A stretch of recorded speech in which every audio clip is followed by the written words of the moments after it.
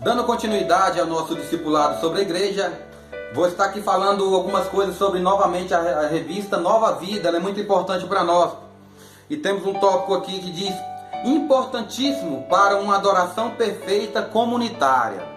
É importantíssimo isso, ser ácido, ser constante, participar de todos os trabalhos. A igreja primitiva reunia diariamente, ou seja, que nós possamos pegar esse exemplo, né? Todos os trabalhos da igreja, todas as vezes que tiver culto, alguma obra da igreja, seja evangelização, seja culto no lar, nós possamos estar ali presentes, porque nós precisamos ser árduos, nós precisamos aí suar a camisa, correr atrás, dar os nossos pulos para que nós possamos ser cada vez mais perfeitos diante de Deus.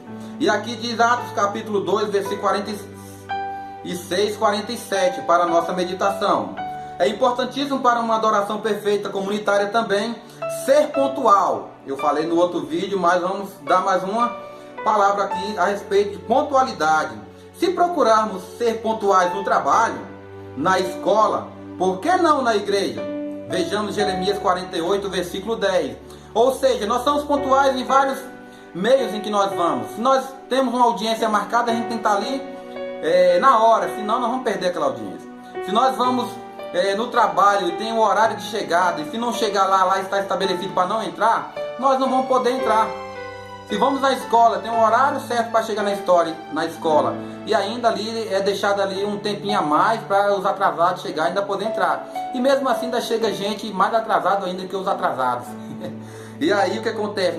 Pessoas que não são pontuais, pessoas que não têm compromisso, ou seja, não estipulam para si uma fidelidade com Deus. Se são pontuais no trabalho, se são pontuais na escola, em qualquer outro meio, se sabe se comportar em outro meio, por que não quando vão à igreja? Por que não quando se estipula ali um horário para estar na igreja, para cultuar, para se preparar para adoração, para orar, quem sabe? Então vejamos Jeremias 48, versículo 10 e medite aí na sua casa. Ser reverente, Abacuque capítulo 2, versículo 20. Entre e ore, evite roupas escandalosas, conversa fora de hora. Olha, você entrou dentro da igreja, evita conversa, evita ficar conversando sobre coisas ainda mais que não tem nada a ver. Vai ali no seu banquinho, ajoelha, ou em pé, ou sentado, não importa, ore a Deus, pede a Deus para que Deus venha abençoar o culto, venha preparar a mensagem, os louvores, né? Tudo que for feito ali possa ser para a honra e glória do Senhor. Vá com vestimentas no qual não traz escândalo, vão comportados, né? E principalmente que você possa entender isso não como algo para dizer o que você deve ou não fazer. Mas se você é cristão, você precisa ter isso em sua mente. Essa é a doutrina cristã. Essa é a maneira que Deus quer que você se comporte. Se você é filho de Deus, se você é um servo de Deus, se você tem Ele como Senhor da sua vida, com certeza você vai acatar essas orientações e vai se vestir dignamente, vai entrar na igreja e vai orar, vai manter ali o silêncio, manter ali a comunhão com Deus e se preparar para o culto. Seja participante, não seja somente assistente. Leve a Bíblia, inário, cante, ore, leia a Bíblia junto com os demais, ouça Atos capítulo de número 20, versículo 9. Ou seja, não vai estar na igreja só para esquentar a banca, irmãos. Vão na igreja para quê? Para participar, leva a Bíblia para acompanhar, para ver se realmente está escrito ali o que o pastor está pregando, o que os irmãos estão cantando, para ver se corresponde com aquilo que a Bíblia está falando.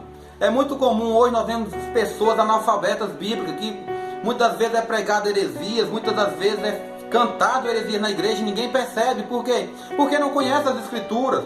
Então seja participante, não vai na igreja somente para esquentar banco. Leve a Bíblia, inário, cante, ore, leia. Faça parte do culto também, que você possa ajudar no culto. Agora nós vamos ver argumentos contrários para não ir na igreja. O ladrão da cruz não frequentou a igreja e foi salvo. Ou seja, não precisa ir na igreja. O ladrão da cruz ele não precisou ir na igreja para ser salvo. Esses são alguns argumentos de pessoas que não querem ir na igreja. Considere que ele estava morrendo. Se descesse da cruz, creio que não perderia um culto na igreja em Jerusalém.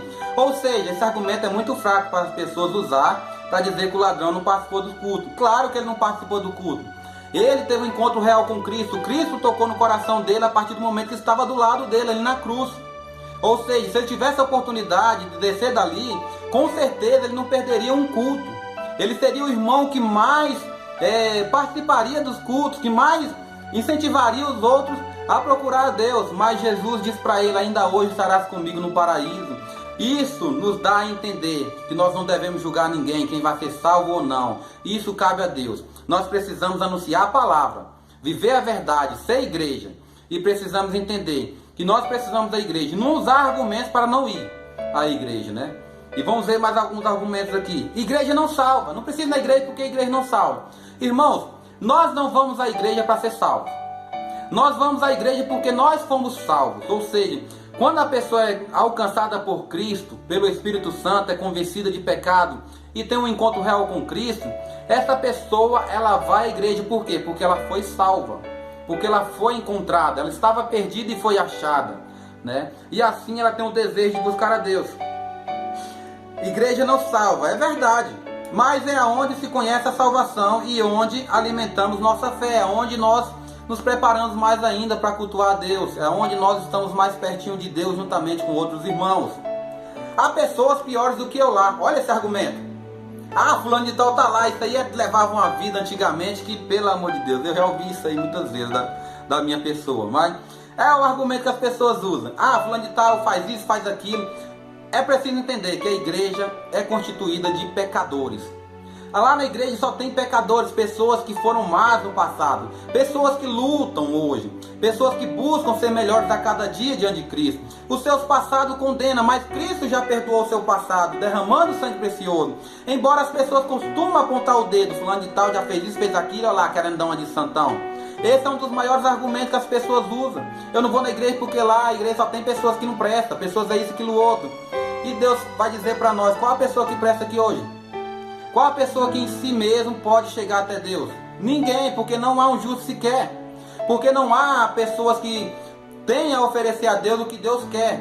Somente o Filho dele pode nos levar a chegarmos a Deus. Por isso não devemos olhar para as pessoas que ali. O texto vai nos dizer, há pessoas piores que eu lá. Onde está o homem? Onde está o homem, está o erro. Jesus veio para os pecadores. A igreja é um hospital. Há lugares piores que ela. E os que usam este argumento geralmente os frequentam sem receio. Ou seja, as pessoas elas podem falar, a igreja é cheia de pecadores, mas frequenta lugares em que estão rolando safadeza, frequenta lugares em que só o que fazem ali é bebedeira, aí frequenta lugares onde há prostituição e há outros meios que Deus não agrada. E falam mal da igreja onde tem pessoas querendo ser melhores, pessoas buscando afastar de tudo isso aí para prestar um culto a Deus. E mesmo sendo pecadores, estão lá perseverando e buscando. E essas pessoas usam esse argumento. Olha, você vai lá naquela igreja, mas a igreja é assim assado. Aí você participa de outros meios e acha correto? É certo isso? Né? Então, esse argumento é muito fraco. Ninguém deve também ir à igreja para olhar a vida alheia, e sim olhar para Jesus. Se eu achar um pacote de 10 notas de $100 e uma dessas for falsa e as outras verdadeiras, não devo jogá-lo fora, simplesmente considerando a nota falsa. Ou seja, você achou ali 100 notas, 10 são falsas. Você vai jogar 90 fora? Porque as 10 são falsas, vão jogar tudo? Assim também, nós possamos olhar para a igreja. A igreja tem pessoas que verdadeiramente não tiveram encontro real com Cristo ainda. Pessoas que continuam dando trabalho. Nós vemos pessoas que ainda estão caminhando na fé e precisam de orientação, precisam de ajuda. E não precisamos apontar o dedo para ninguém, não precisamos julgar ninguém, porque isso não é o papel do ser humano. Nós devemos exortar e nós devemos ensinar, mas isso não é argumento para você não ir na igreja. Se fulano de tal está lá e você não gosta dela, vai lá não para fulano de tal. Eu vou na igreja para adorar a Deus, para olhar para Deus. E assim eu tenho essa certeza em meu coração, que eu prestando um culto para Deus, não importa como os demais vão, o que os demais vão fazer, o importante é que você vá lá e cultue a Deus verdadeiramente para a honra e glória do nome dele. Posso ser cristão em casa? Um argumento. Pode e deve, como eu já falei no tema do nosso discipulado. Mas uma andorinha só não faz verão. A unidade faz muito bem a nossa fé. Precisamos da comunidade, precisamos da união da nossa fé. Precisamos dos irmãos para juntos prestarmos um culto agradável a Deus, né? O nosso culto racional. Então, eu devo ser cristão em casa, mas não devo usar argumento para não ir na igreja. Esse argumento também está muito fraco. Simples obstáculos que vão afastando aos poucos deste privilégio. Alguns obstáculos que têm afastado aos poucos muitas pessoas de ir na igreja. Visitas na hora de sair. Ensine a dar valor à igreja. Chega um irmão aqui, chega uma pessoa aqui em casa no tal horário. Ó, irmão, eu sinto muito, se você quiser ir comigo na igreja, vamos aprender do Senhor.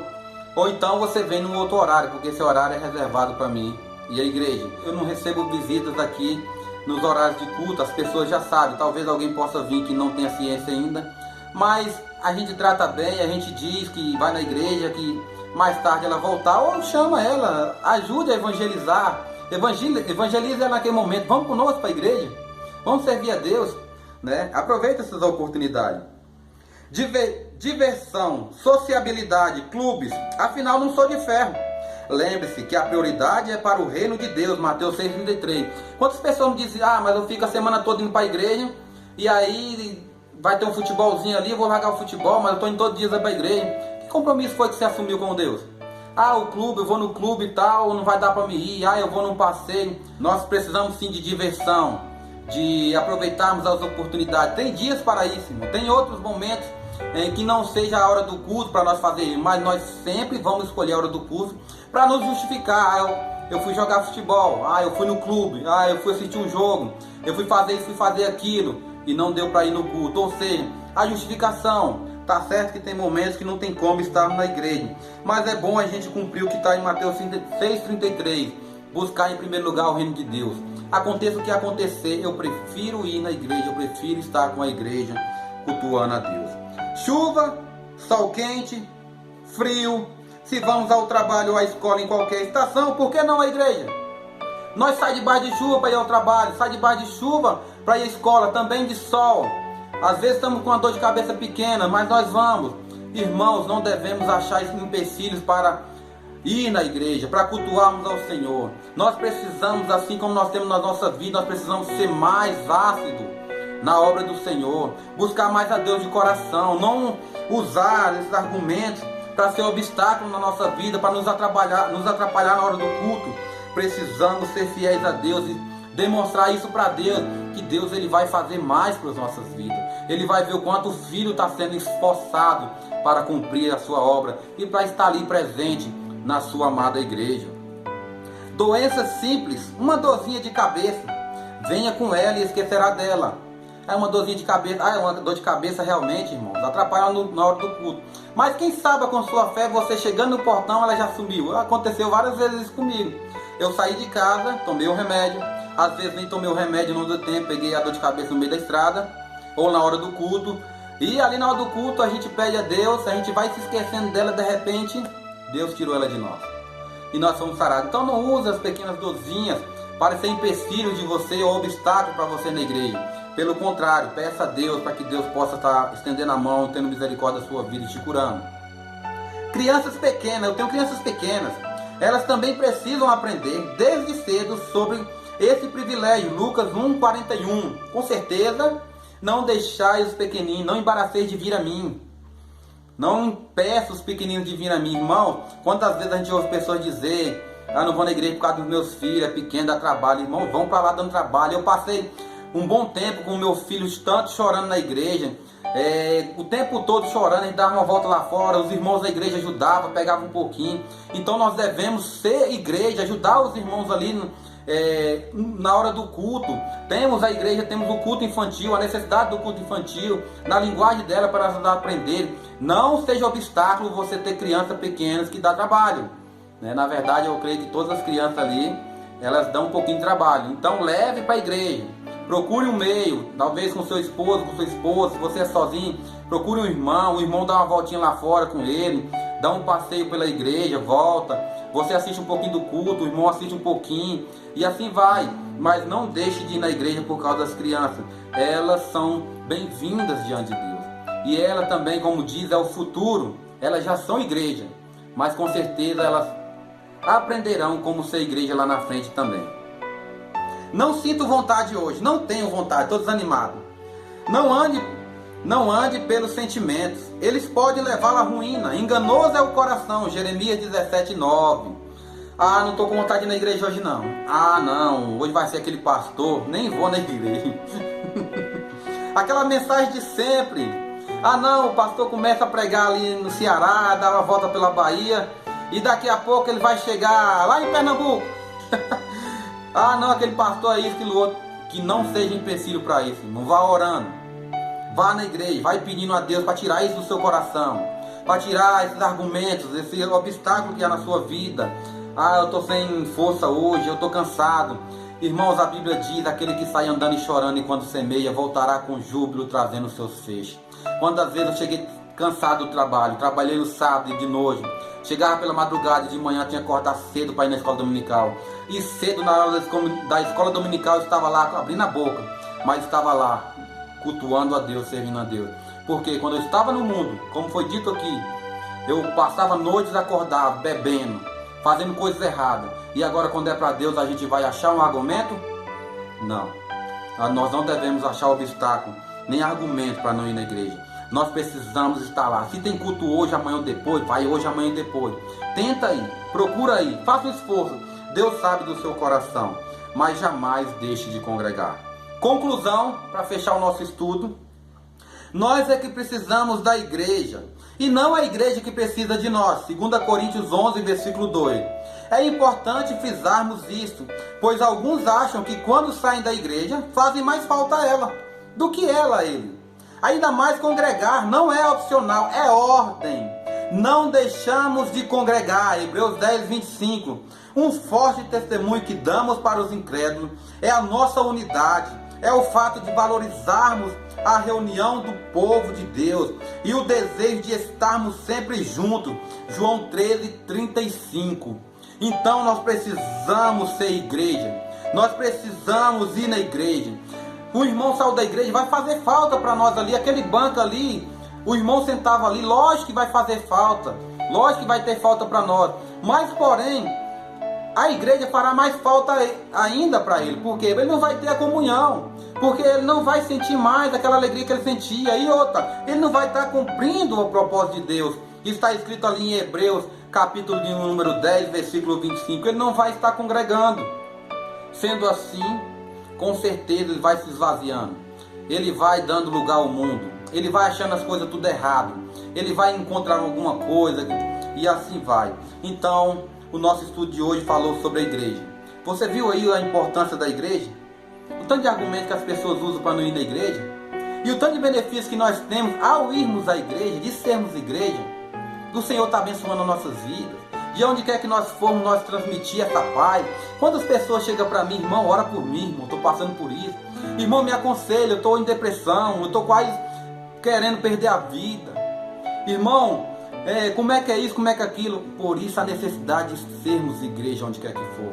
E também de levar essas pessoas à igreja. Nós precisamos anunciar, irmão, para você mudar de vida, você precisa colocar sua vida diante de Deus. Tem um chamado no teu coração. E esse chamado é irresistível. Ou seja, você com certeza sentirá um prazer, uma vontade enorme de estar buscando a Deus. Por isso, procura uma denominação. Uma igreja que vai pregar a verdade, que vai anunciar a palavra, que não vai ficar pedindo dinheiro o tempo todo, que não vai ficar falando de cura, de prosperidade. Dia tal vai ter cura e prosperidade. Eu conheço pessoas que foram nesse tal dia em tal igreja e não aconteceu nada. Por que Deus não está te prometendo isso? Deus está prometendo para nós que a igreja é casa de oração, que a igreja é um lugar onde nós devemos congregar, é um culto racional, onde nós prestamos um culto ao Deus soberano. Então a igreja é um lugar de adoração. Se for usado para outro meio, para comércio, para estratégia para ganhar dinheiro, está tudo errado. Não vai nesse lugar. Vai numa igreja séria que pregue realmente a palavra. Que Deus abençoe a sua vida. Até o próximo estudo. Graça e paz.